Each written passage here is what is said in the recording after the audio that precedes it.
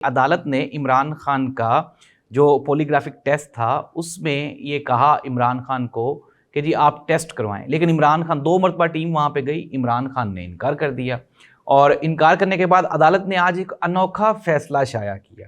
عدالت کا یہ کہنا ہے کہ ہم نے عمران خان کو انوسنٹ ثابت ہونے کے لیے ایک موقع فراہم کیا تھا، لیکن عمران خان نے دونوں مرتبہ یہ موقع ضائع کر دیا اور اپنی جو بے گناہی ہے اس کو وہ ثابت کرنے میں ناکام رہے۔ ناظرین، میں آپ کو تھوڑا سا بتا دوں کہ دنیا 21ویں صدی میں داخل ہو گئی۔